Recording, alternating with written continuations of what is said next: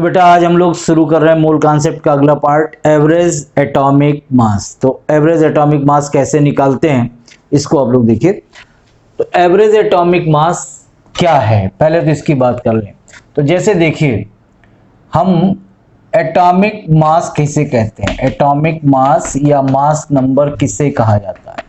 आप जानते हो mass number is number of neutron plus proton, इसी को कहते हैं एटॉमिक मास या मास नंबर, जो न्यूट्रॉन और प्रोटॉन के सम को बात करता है। अगर हम आपसे कहें क्लोरीन 35.5 इसका एटॉमिक मास होता है, तो ये जो एटॉमिक मास है ये actually number of neutron proton को नहीं बता सकता, ये आपका एवरेज एटॉमिक मास है, क्योंकि न्यूट्रॉन प्रोटॉन कभी आधे फ्रैक्शन में नहीं होंगे। तो जो मास नंबर होता है वो न्यूट्रॉन और प्रोटॉन का नंबर होता है, और जो एटॉमिक एवरेज एटॉमिक मास होता है वो जो डिफरेंट आइसोटोप किसी एलिमेंट के होते हैं उनका एवरेज होता है। जैसे क्या है कि क्लोरीन दो तरीके की हम लोग को नेचर में पाई जाती है। क्लोरीन का एक आइसोटोप होता है 35 और एक क्लोरीन का आइसोटोप होता है 37। आइसोटोप क्या है, ऐसा सेम एलिमेंट जिसका एटॉमिक नंबर क्या हो, सेम हो, और मास नंबर क्या हो, डिफरेंट हो, तो उसी को हम क्या कहते हैं बेटा, आइसोटोप कहते हैं। तो दोनों का एटॉमिक नंबर 17 है, मास नंबर डिफरेंट है, एटम सेम है, इसलिए ये क्या कहलाए, आइसोटोप कहलाए। नेचर में एग्जिस्टेंस इसका 3:1 के रेशियो का है, मतलब क्लोरीन 35 वाला 3 पार्ट है, 37 वाला 1 पार्ट ऊपर वाले ने इसको भेजा है।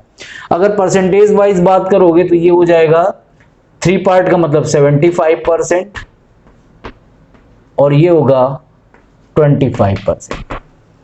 ठीक है, तो क्लोरीन के दो आइसोटोप है। अब आप इसमें अगर हम कहें कि बताओ इसमें न्यूट्रॉन और प्रोटॉन कितने होंगे, तो आप कहेंगे इसमें 17 इलेक्ट्रॉन 17 प्रोटॉन और रिमेनिंग जो होंगे वो न्यूट्रॉन होंगे।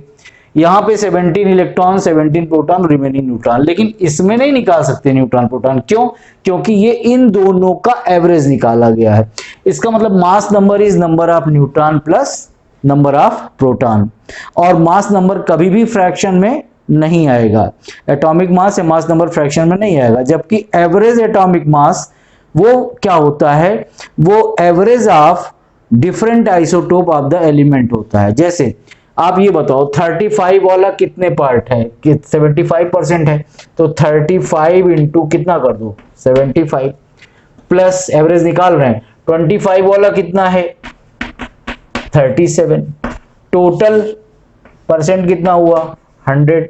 तो यहां से जो निकालोगे ये एवरेज एटॉमिक मास निकलेगा, और इसकी वैल्यू जो आएगी वो आएगी 35.5। तो आप देख सकते हैं ये तो एटॉमिक मास या मास नंबर है, लेकिन ये जो आया वो एवरेज एटॉमिक मास है। तो average atomic mass is nothing, it is average of mass of different isotopes. ठीक है ना, तो average of mass number of different isotope को ही हम क्या कहते हैं, एवरेज एटॉमिक मास। तो इस तरीके से इस पे क्वेश्चन आते हैं, इसको नोट करिए। तो नेट रिजल्ट ये बेटा कि क्लोरीन के दो आइसोटोप हैं, एक 35 और क्लोरीन का दूसरा आइसोटोप है क्लोरीन 37। तो अगर इनके दोनों के मास नंबर का एवरेज निकाला जाए तो वो एवरेज एटॉमिक मास कहलाएगा। और एवरेज एटॉमिक मास इसका कैसे निकालोगे, आप जानते हो ये 75% है और ये वाला 25% है। तो अभी आपने निकाला कि एवरेज एटॉमिक मास हो जाएगा 75% कितना का है 35 वाले का, प्लस 37 वाले का है 25%, 25 इंटू 37, टोटल परसेंट कितना था, टोटल 100 था, 75 और 25 मिला दो तो ये आ जाएगा 35.5। तो ये आपका average atomic mass of chlorine आ गया। अब बात ये आती है कि कभी कभार ये क्वेश्चन उलट देते हैं। जैसे यहां पे क्या है, यहां परसेंटेज दे दिया गया और आइसोटोप दे दिए गए, उनका एवरेज एटॉमिक मास निकाल लिया। कभी कभार क्या करते हैं कि आपको एवरेज एटॉमिक मास दे देते हैं और कहा जाता है, आइसोटोप दे देते हैं, एवरेज एटॉमिक मास देके क्या करते हैं, परसेंटेज निकलवाते हैं। तो इसके ऊपर एक क्वेश्चन करते हैं। क्वेश्चन लिखिए,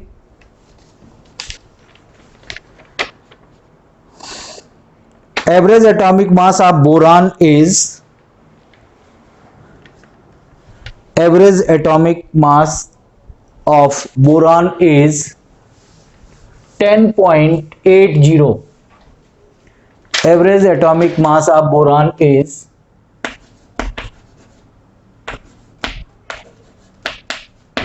10.80.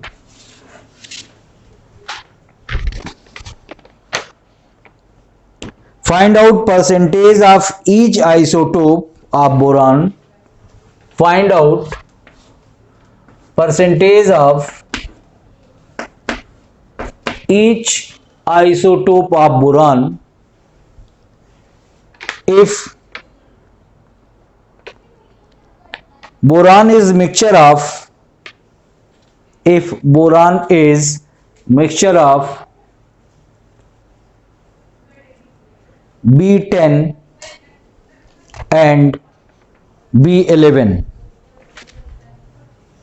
देखो ये क्वेश्चन है कि कहा गया कि एवरेज एटॉमिक मास आपको दे दिया गया बोरान का 10.80 और बोरान के दो आइसोटोप हैं जिसका एक का मास नंबर 10 है, एक का मास नंबर 11 है। ठीक है, तो अब आपको कहा गया कि इसका परसेंटेज कितना है और इसका परसेंटेज कितना है ये निकालने का। इसके क्लोरीन वाले का ठीक उल्टा है, तो बहुत ही आसान है। देखो अगर हम बात करें, इसको मान लेते हैं कि 100 टोटल था, उसमें ये कितना था, x% था, तो ये कितना हो जाएगा बेटा 100 माइनस x% हो जाएगा। तो इसका अगर तुम कैलकुलेट करोगे एवरेज एटॉमिक मास का फार्मूला, यहां एवरेज एटॉमिक मास की जगह पे कितना लिख देंगे 10.80। ठीक, 10 वाला x% है तो इसका हो गया 10x प्लस 11 वाला 100 माइनस x है तो ये हो गया 11 इंटू 100 माइनस x और टोटल कितना हो जाएगा 100। यहां से जो x की वैल्यू आएगी वो 20 आएगी, तो बताओ 100 माइनस x की वैल्यू कितनी आ जाएगी, दैट इज 80। इसका मतलब ये जो होगा ये वाला आएगा 20% और ये आएगा 80%। इसका मतलब B10 वाला 20% और B11 वाला 80%। इसका मतलब 1:4 का रेशियो आएगा। अब जरा देखो इसको अगर कैलकुलेट करोगे तो टाइम काफी लगेगा। इसका एक शॉर्ट ट्रिक हम बताने जा रहे हैं। शॉर्टकट क्या है जरा देखिएगा, ध्यान से देखिएगा शॉर्टकट क्या है। देखो तुम्हें मान लो बोरान B10 वाले का परसेंटेज निकालना है, तो लिखो परसेंटेज ऑफ B10, जिसका निकालना है उसको लिखो इज इक्वल टू, चूंकि परसेंटेज निकालना है तो 100 से मल्टीप्लाई कर दो। ये ट्रिक देखते रहिए। अब क्या करो, जो डिनोमिनेटर है उसमें दोनों के मास नंबर का डिफरेंस लो, तो 11 माइनस 10 कर दो। ठीक, और ऊपर में क्या करो, जो एवरेज एटॉमिक मास दिया गया है 10.80 उसका डिफरेंस निकाल लो अपोजिट वाले से। इसका मतलब B10 का अगर निकालना है तो B11 का मास नंबर लिखो। अब अगर मान लो B11 का परसेंटेज निकालना होता तो B10 का मास नंबर लेते, तो हमें B10 का निकालना है तो इस वाले का मास नंबर का डिफरेंस ले लो। यहां पे ऐसे 11 किया। चलो देखो क्या ये आपका आ गया 0.2 और ये आ गया कितना 1 इंटू 100 और ये आ गया 20%। बोलो समझ में आ रही है? इस तरीके से ये निकाल लिए। तो ये थोड़ा लंबा तरीका है, ये शॉर्टकट तरीका है। इस तरीके से हम लोगों ने एवरेज एटॉमिक मास पे कुछ क्वेश्चन किए। कुछ क्वेश्चन बेटा और लिखते हैं। तो एक टाइप का तो क्वेश्चन ये हो गया कि आपको एवरेज एटॉमिक मास निकालना है, आइसोटोप के डिफरेंट परसेंटेज दे दिए गए तब आप निकाल लोगे। और दूसरा तरीका ये होता है इसका कि एवरेज एटॉमिक मास दिया होगा और परसेंटेज आप निकाल लोगे पर्टिकुलर आइसोटोप का। एक टाइप का सवाल तो ये होगा। दूसरा क्वेश्चन लिखिए बेटा। नेक्स्ट क्वेश्चन है average atomic mass of a substance having two isotopes of atomic masses 470 and 600 AMU respectively is 496 is 496. Calculate percentage of both the isotope. Calculate percentage of both the isotope in the sample. तो जो अभी technique बताई थी बेटा उसी technique को use करेंगे। देखो यहाँ पे दो आइसोटोप हैं, दोनों का एवरेज एटॉमिक मास 496 दिया गया, इसका मास नंबर है या एटॉमिक मास है 470, इसका है 600। तो इसका परसेंटेज कितना होगा ये निकालने को कहा गया और इसका परसेंट कितना होगा ये निकालने को कहा गया।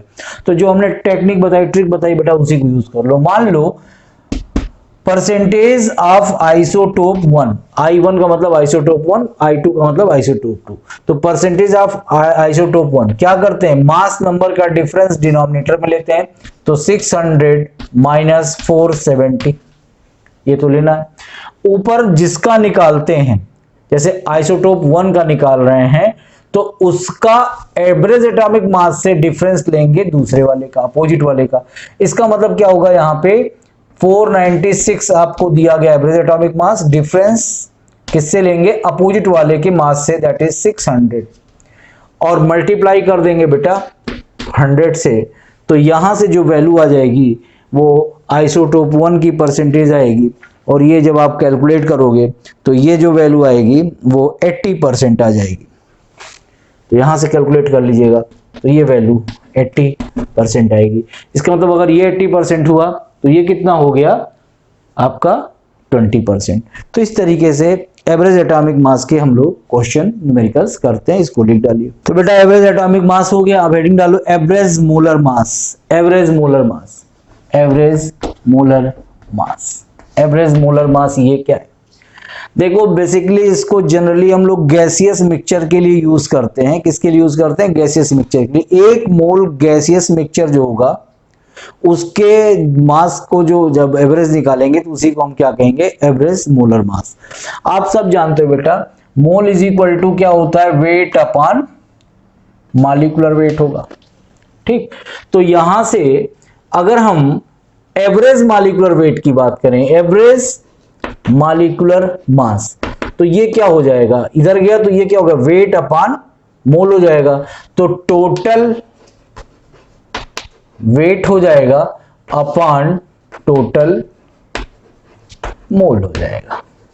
तो इसको लिख लीजिए, एवरेज मोलर मास हम लोग कैसे निकालते हैं, जो भी एक मोल गैसियस मिक्सचर में टोटल वेट होगा और पूरे उसमें टोटल मोल होंगे सबके, उसी को हम क्या कहते हैं बेटा, एवरेज मोलर मास कहते हैं। चलो इसको लिखो, फिर इसके ऊपर क्वेश्चन लिखिए। Calculate average molar mass of the following. पहला part, calculate average molar mass of the following. पहला पार्ट लिखिए, equal moles of hydrogen and CH4। दूसरा, equal weight of H2 and CH4। और तीसरा पार्ट,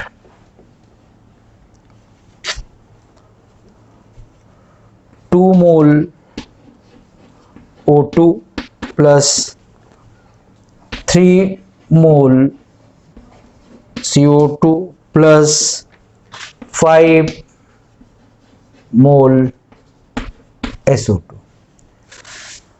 तो आपको बेटा इन ये क्वेश्चन दिया गया कि अगर हम H2 और CH4 का इक्वल मोल ले लें तो एवरेज मोलर मास क्या होगा इस मिक्सचर का, इस गैसियस मिक्सचर का। जनरली गैसियस के लिए यूज करते हैं, यहां पे देख लीजिए सब लोग गैसियस मिक्सचर है। चेक करते हैं, आपको एवरेज मोलर मास निकालना, लेकिन कंडीशन कहा गया इक्वल मोल ऑफ हाइड्रोजन और मीथेन। तो जरा बताओ मोल वाइज बात लें, इसका इक्वल मोल कहा गया, इसका मान लो n मोल है तो इसका भी कितना लें, n। तो जरा टोटल मोल कितना हो गया, n plus n, that is 2n। तो टोटल मोल तो निकल आया तुम्हारा 2n। अब जरा वेट वाइज बात करिए, वेट वाइज, ये तो मोल वाइज हो गया। अब जरा वेट वाइज बात करते हैं, तो वेट की जगह पे क्या लिखेंगे, तो वेट क्या होता है बेटा, weight is equal to mole into molecular weight. इसका मॉलिक्यूलर वेट कितना होता है 2, और मोल कितना है तुम्हारा n, तो ये कितना हो जाएगा 2n। भाई वेट कितना होगा, मोल इनटू मॉलिक्यूलर वेट, तो हाइड्रोजन का मॉलिक्यूलर वेट कितना होगा 2 और मोल कितना n, 2n। मीथेन का मॉलिक्यूलर वेट होता है 16, 16 plus n, 16 into n that is 16n हो गया। टोटल कितना हो गया? 18n हो गया। तो आपको टोटल वेट पता लग गया और टोटल मोल पता चल गया। तो जब यहां से एवरेज मोलर मास निकालोगे तो टोटल वेट हो गया 18n और टोटल वेट हो गया 18n, टोटल मोल हो गया कितना? 2n। देखो n कैंसिल हो गया, कितना आ गया? 9 आ गया। तो अब इसका अगर इक्वल मोल के अकॉर्डिंग करोगे तो एवरेज मोलर मास 9 आ गया। जरा यहां पे चेक करो, इस बार कहा गया equal weight of hydrogen and methane, दोनों का वेट सेम लेना है। तो चलो हम मान लो इसका जो वेट वाइज बात करें, इसको W ले लेते हैं, इसको भी W लेते हैं। तो टोटल वेट कितना हो गया? 2W हो गया। बोलो ठीक है, टोटल वेट कितना हो गया? 2W हो गया। अब मोल की बात कर लो। मोल क्या होता है बेटा? Weight upon molecular weight. Weight तुमने इसका लिया W और मॉलिक्यूलर वेट कितना हो गया? 2। इसका वेट कितना है? W और मॉलिक्यूलर वेट इसका कितना हो गया? 16। जरा निकालो यहां से, ये कितना आएगा? 9/9W/16। ठीक। अब आपको इसको एवरेज मोलर मास निकालना। एवरेज मोलर मास निकाल लो। एवरेज मोलर मास क्या होगा? Total weight upon total mole. Total weight कितना है? 2W। टोटल मोल कितना है? 9W/16। ये हो जाएगा 2W/9W इंटू 16। ये कैंसिल हो जाएगा और ये हो जाएगा 32/9। तो यहां पे इक्वल मोल अगर हाइड्रोजन और मीथेन के दे दें तो बेटा एवरेज मोलर मास इतना हो जाएगा। ठीक है। तीसरा पार्ट देख लीजिए। तीसरा पार्ट क्या है? 2 मोल ऑक्सीजन के, 3 मोल कार्बन डाइऑक्साइड के और 4 मोल ऑक्सीजन SO2 के लिए लिया गया। 4 मोल SO2 का लिया गया। तो बताइए कि इसका एवरेज मोलर मास कितना होगा? बहुत सिंपल है। एवरेज मोलर मास कितना हो? टोटल मोल जोड़ लो। तो एवरेज मोलर मास, टोटल मोल कितना हो गया तुम्हारा? 2 + 3 + 5, ये हो गया 10। चलिए अब आइए टोटल वेट की बात करें। तो वेट क्या होगा? n into molecular weight. इसका n कितना है? 2 इंटू 32 प्लस 3 इंटू CO2 का molecular wait 44 plus 5 into SO2 का होगा 64। ठीक है। यहां से सब ऐड कर लो तो ये आएगा 516/10 दैट इज 51.6। तो इस तरीके से एवरेज मोलर मास निकालना होता है। तो इसके लिए खास इंपॉर्टेंट चीजें ये हैं कि ये जनरली गैसियस मिक्सचर के लिए निकाला जाता है और एवरेज मॉलिक्यूलर मास जो होता है या molar mass total weight upon total mole करके हम लोग निकालते हैं। तो इसको लिखिए, फिर नेक्स्ट क्वेश्चन कराते हैं। तो अगला क्वेश्चन लिखिए, average molar mass of ozonide oxygen. Average molar mass of ozonized oxygen is 36.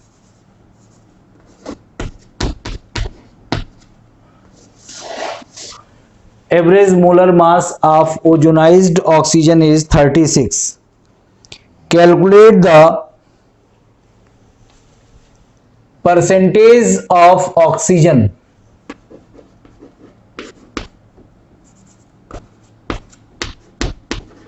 Calculate the percentage of oxygen. तो सबसे पहले बेटा मतलब समझ में आना चाहिए ओजोनाइज्ड ऑक्सीजन का। तो ऑक्सीजन प्लस ओजोन अगर मिल जाए तो उसी को हम क्या कहते हैं? ओजोनाइज्ड ऑक्सीजन कहते हैं। आप पढ़ेंगे आगे 12th में 3O2 और यहां पे हम लोग साइलेंट इलेक्ट्रिक डिस्चार्ज करते हैं तो 2 मॉलिक्यूल O3 का फॉर्मेशन होता है। तो ओजोन से ऑक्सीजन से ओजोन को बनाने का ये तरीका है।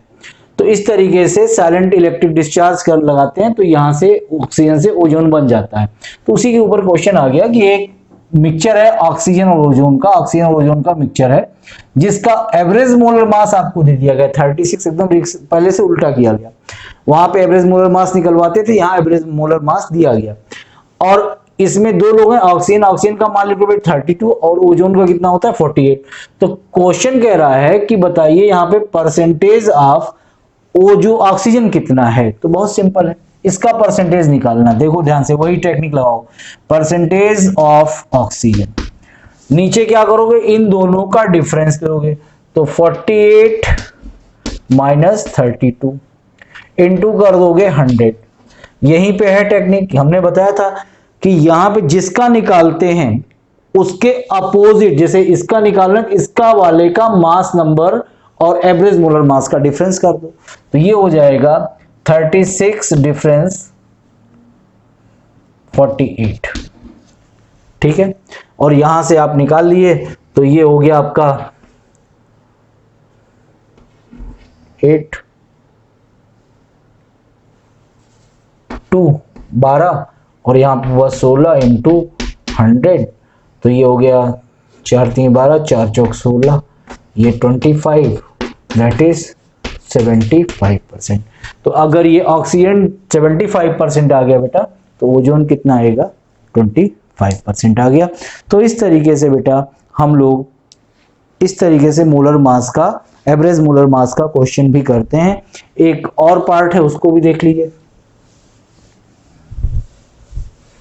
जैसे आप सब जानते हो, एयर में मेनली दो लोग रहते हैं, एक नाइट्रोजन और एक कौन रहता है, ऑक्सीजन रहता है। और आपको बिना कोई डाटा दिए कहता है average molar mass of air बता दीजिए।